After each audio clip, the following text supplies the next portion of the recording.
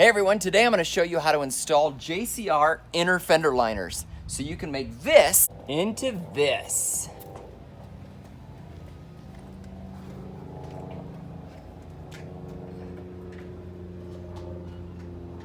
Now these particular fender liners from JCR were specifically designed to work with the Falcon 3.3 piggyback shocks. And that's a unique situation because the other fender liners that are out there don't wrap around the piggyback shocks the way that these particular models do. Now there's other brands out there, but I like the look of this the best for several reasons. Number one, you can customize the grille color.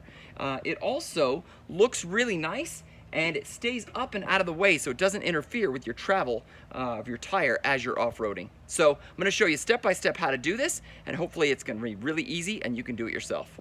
So the first thing you want to do is you want to attach this mesh aluminum to the back of the fender liner with these nuts and bolts that come with it. Now I chose to spray paint mine a granite crystal metallic to match my Jeep before I did it. These come unpainted, so you can actually spray it whatever color you want. Very simple, line it up the holes, and it's got pre-drilled holes. You literally just put them on with those smaller nuts and bolts that come with it. Very easy. Next, I'm gonna take a number 10 socket, put it on my driver, and we're gonna use the factory bolt that came out of the old fender flare to put this up inside the factory hole. Okay, so I start with this one back here, okay? Loosely thread it, then I take the other factory bolt and put that in right up here. Again, there's that little factory retainer clip. Just gonna nudge that in place. Okay, and kind of zip them up as close as you can, because the next step is to drill a hole down here. Okay, so I'm gonna take one finger, hold this up with this, line up my center punch exactly where I want it, and give it a good smack.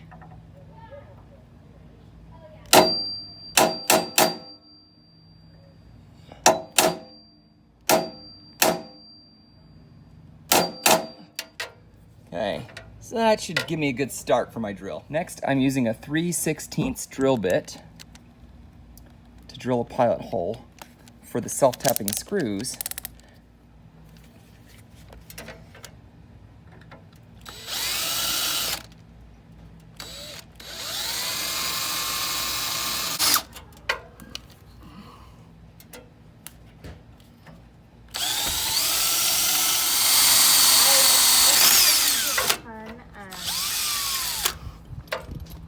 So the self-tapping screws that come with it are in with a 3/8 socket. I'm gonna put those together on my driver and get it put in.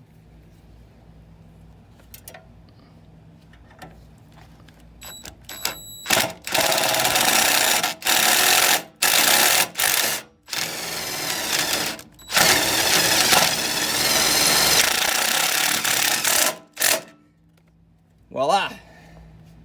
So next we need to put these together. And Ethan, you can see there's holes here and there's holes there. We're gonna match those up.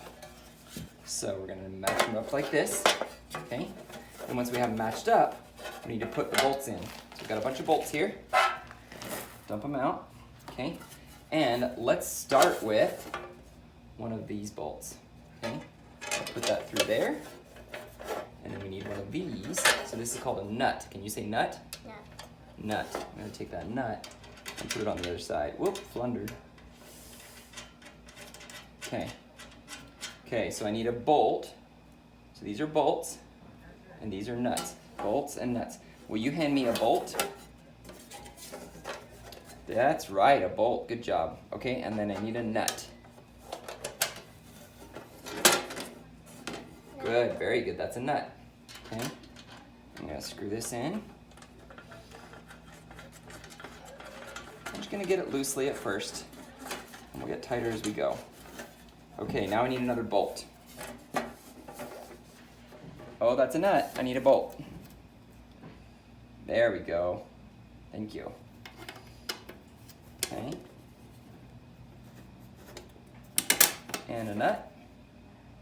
Perfect. Okay, and I need another bolt. Good.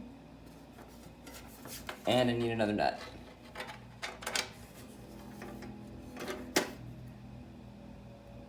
Just one. Thanks. Perfect. All right. There we go. So put that together. Next, we need to tighten it all down. Okay? So next we're gonna tighten these bolts down. I'm using a 3/16 Allen key, and I'm using a number 13 ratcheting end wrench. This will make really quick work of this.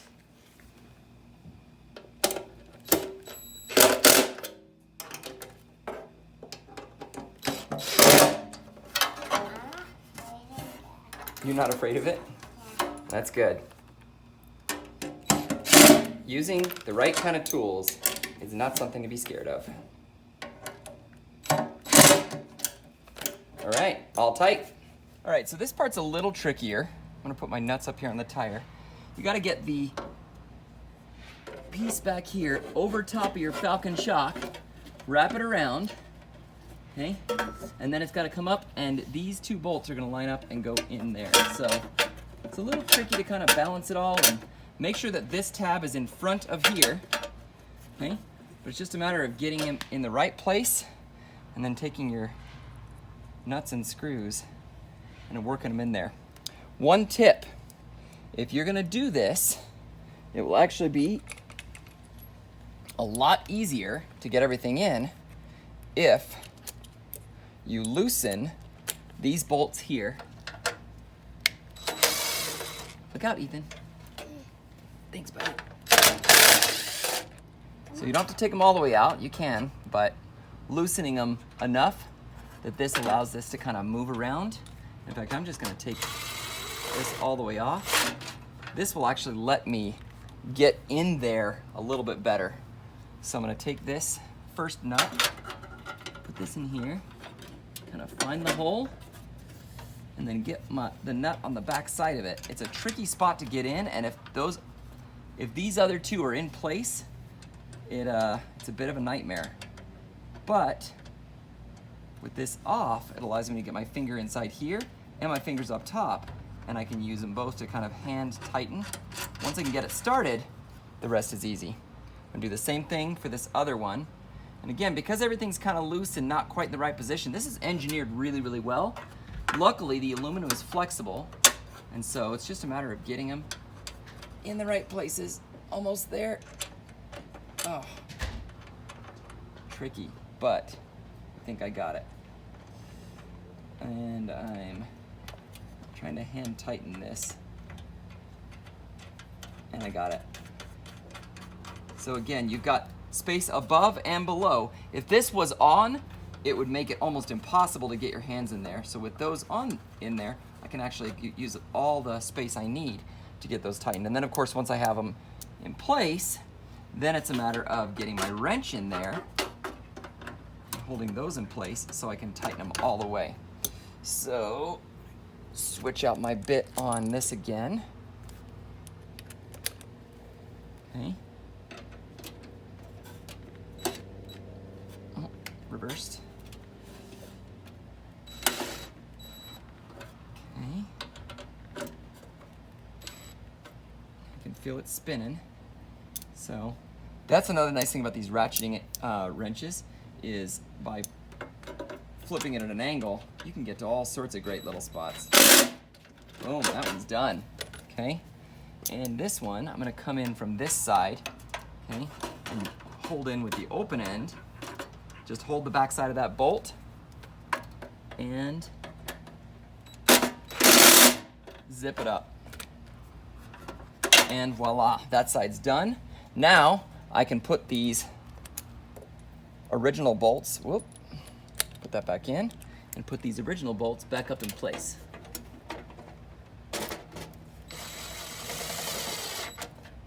Okay, one there, and one back up here. All right, so you can start to see it's coming together now. I'm looking really good.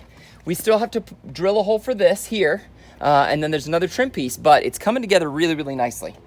So this last little tab here, just gonna push that in place, And again, we're marking a spot and we're gonna tap that with the hammer, okay?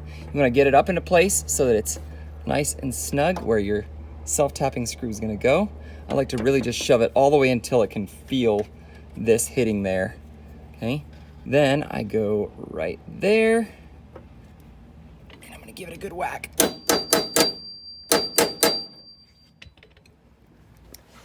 So you remember when we did the self-tapping bit before, we used this one here. I believe this is a 3/16. Yep. However, the angle that this is at, if I try and drill at that angle, the bit's probably gonna walk all over the place and it's gonna be hard for me to drill a hole. So I'm gonna start with a really small bit first and drill what we call a pilot hole. Once I've drilled that hole in there really small, right in where we did that little tap, should make it easy to drill this small piece. Then we'll follow up and do this one.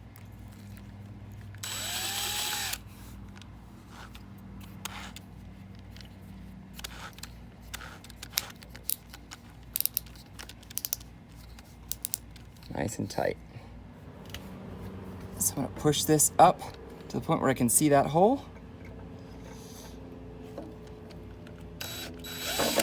Oh, still walking. These bits are made for walking, and that's just what they do. All right, so in the case where it's walking, you can see it's kind of sliding every time I try drilling. So what I'm gonna do instead is I'm gonna use my tapper and I'm gonna hit this even harder. Okay, by doing this a lot harder, should make a bigger dent, which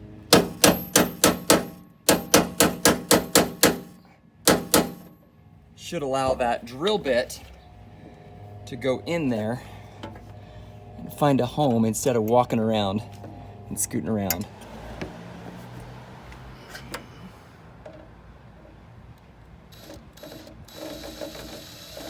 I'm also gonna start slow.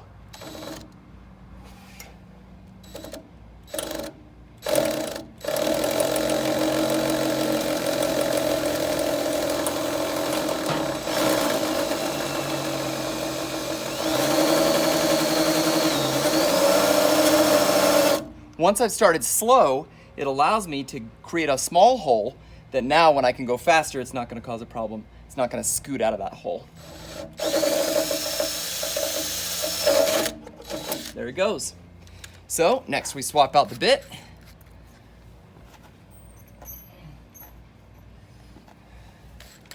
And this is the 3/8 bit now, which is close to what I want my self-tapper to be. Okay. And I'm gonna go back up, find that original hole.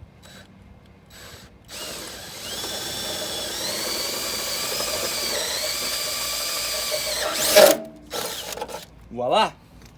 All right, so I've got my self-tapping bolt on my 3/8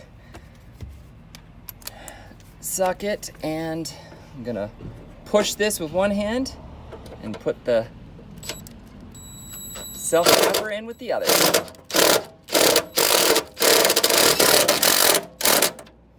Boom.